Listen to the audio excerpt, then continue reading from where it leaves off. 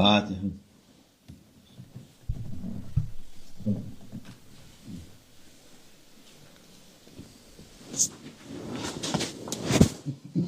السلام عليكم.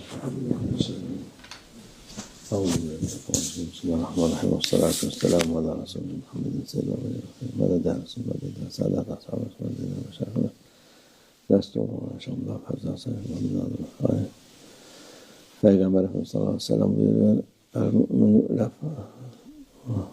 lef kama kâle mümin olan insan iyi geçinir, herkesten iyi geçinir. Our beloved Prophet, peace and blessings be upon him, says that a believer is someone who gets along with everyone.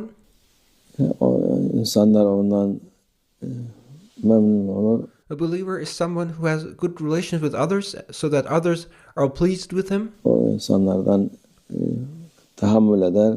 And a believer is someone who tolerates others. Geçinip gider. And a believer is someone who seeks ways to get along with others and to find a way to be in good relations with others. Bu dünya hayatı selametle geçer. And thus the life of a believer passes on in peace and in comfort. Mümin için tahammül eder. A believer tolerates others. İyiyse güzel Allah'a şükreder. And if a believer undergoes a state of goodness, he is thankful to Allah Almighty. Zorsa Allah'a hamd eder. And if a believer undergoes difficult situations, he still is thankful to Allah Almighty. İnsanlardan geçinir vaziyetine göre. And thus, regardless of whatever the situation may be, a believer adapts himself to get along and to find the goodness and to be thankful. Her şeye razı olan Allah da ondan razı olur. Therefore, a believer is in a state where he is happy and satisfied with Allah Almighty, and likewise Allah Almighty is satisfied with him. Mümin dedim, mümin Müslümandan daha Allah Azze ve Celle iman eden, imanı kuvvetli olan. A mu'min is a believer, and to be a mu'min is a higher station compared to being a Muslim. İnsan böyle yapar. Normal Müslüman o terbiye ister, nefsini terbiye etmesi lazım. A Muslim is still yet in a state where he needs to be trained, and he is still in a state where his ego needs to be educated. Nefis terbiyesi de tek başına zor oluyor. And to train one's ego is difficult to be accomplished by oneself alone. Onun için tarikat Şeyh huzurunda yavaş yavaş. And that is why there are the tariqah. That's why there are the shaykhs. The tariqah and the shaykh is meant to train the ego step by step. Nefsini terbiye eder bir şeye ne kadar yapabilirse hiç sen iyi derler yani. And the ego is trained in the tariqah through the shaykh and is educated step by step, slowly, and the more the ego is trained, the better it is. Biraz olsa bile gene Allah Azze ve Celle ondan razı olur. And even just undergoing a little training is something which makes Allah Almighty to be pleased with His servant. Tabii %100 yapamaz insan.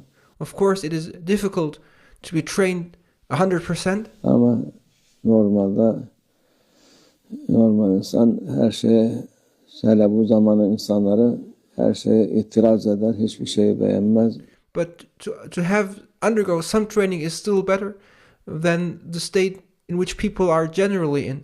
People in general today, they criticize everything and they are not happy with anything at all.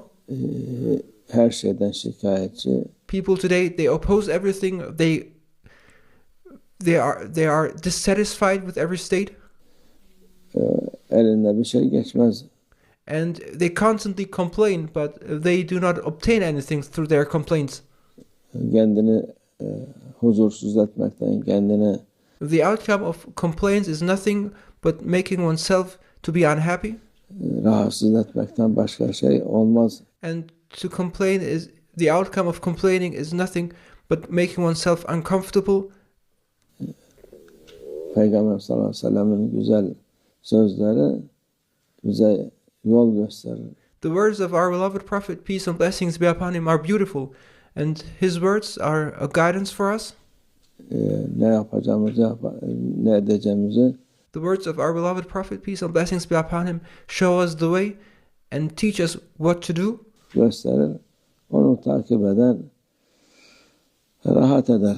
And those who follow the guidance of the words of our beloved Prophet, peace and blessings be upon him, will find peace and comfort. Hazreti İbrahim Aleyhisselam ateşin içinde bile ona Allah Azze ve Celle cennet bahçesi yaptı. Prophet Abraham, peace be upon him, is the example of finding peace even in the situation of dire discomfort. When he was thrown into fire, Allah Almighty made him a garden of paradise inside that fire. Onun için bu mümin de